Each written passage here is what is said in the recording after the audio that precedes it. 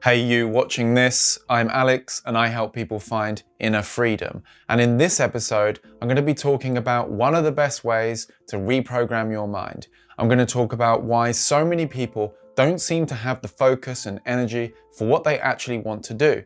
Even though they know what they want to do, they never seem to get into a routine of doing it consistently.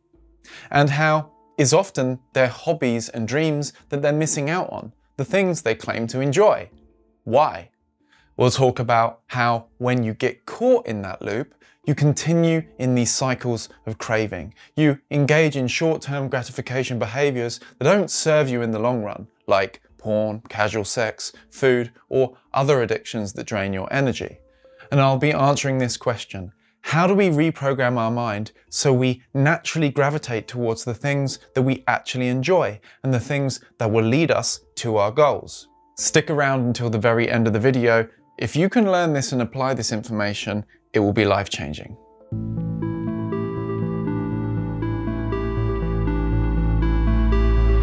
And just quickly, I want to announce that some slots have opened up for the free one-to-one with me or one of my team for the Consciousness Revolution program over at speaktoalex.com. So head over there if that interests you.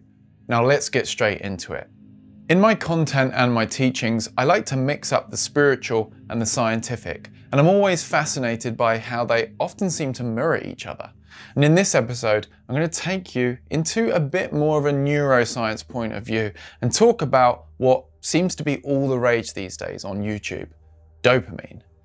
Dopamine is a neurotransmitter that biases us for action, and the more dopamine that an event releases in the brain, the more craving that's felt for it.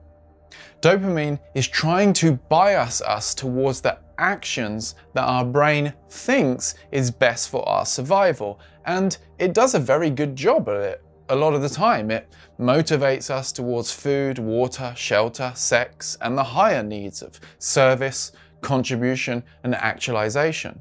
But often, our dopamine is tied to things that don't serve us, like overeating, distractions, social media, porn, casual sex, or even drama and complaining. And we get distracted from our highest path. Without dopamine, we wouldn't even bother moving towards anything, even if it meant our survival. Dopamine is crucial for motivation, and remember, the more dopamine released by something, the more craving for it.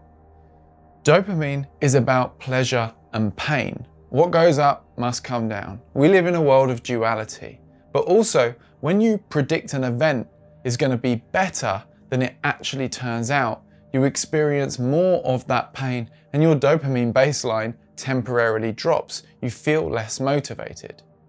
So it's important to understand big spikes in dopamine can lead to big crashes, and the problems come in when too much dopamine is associated with the outcome rather than the process.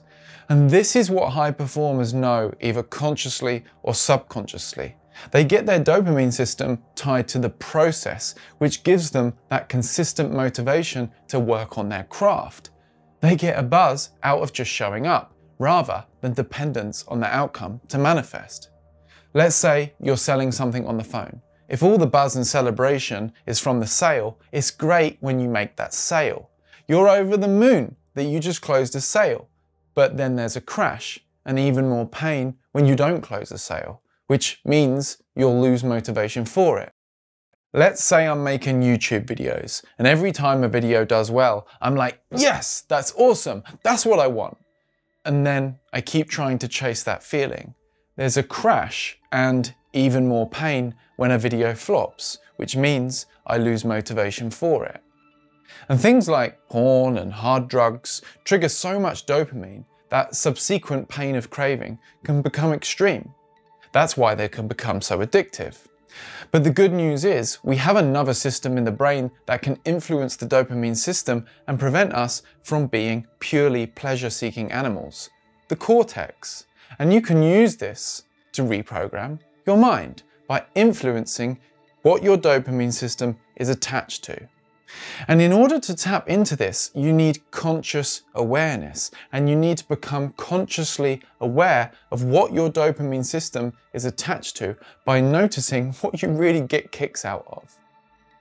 So to reprogram your mind in this way, you do it in real time. You learn how to bring your full, authentic self to the process, which is why you probably got into all of this stuff in the first place. You might have first got interested in a particular thing, like creating a business, having a fitness goal, because you enjoyed doing it. But at some point, it started becoming about the outcome. You celebrate the wins too much. You start rewarding yourself with external rewards like food or alcohol or whatever else. So the key is to start caring less about the outcome. You reduce the importance of it and bring it down in your mind. You bring it down. Then you remember what you love doing every day, which is the thing that's going to lead you towards your goal. Whether that be working on your business, your fitness, or creating long-term sustainable relationships with people. And you bring your full self to it by placing your attention on it and consciously recognizing how you're on the right path. It may feel a little sticky at first as your brain starts to release adrenaline to give you the alertness to focus on it, and you feel that as stress, but just realize that it's a kind of good stress. It's giving you the alertness for action, and as you take that action, you learn ways to enjoy it, find your spark, find your creativity and inspiration. And that's how you get into that flow state. And this reprograms your mind because you create new neural pathways that bias you toward taking more actions on the things that are truly authentic to you. You're getting less dopamine from trying to chase those big wins and then crashing, and more steady dopamine from the process of whatever you're doing. It has intrinsic value to you, which you begin to consciously recognize more and more as you immerse yourself in it more and more, and awareness and action become one. Become one with what you're working on, rather than working on it because you hope that you're going to get that win and get what you desire. And over time, this will reprogram your mind, and you'll find more of a craving to do the things that are more authentic to you. If you bring your attention to the one big thing that expands your business will eventually expand.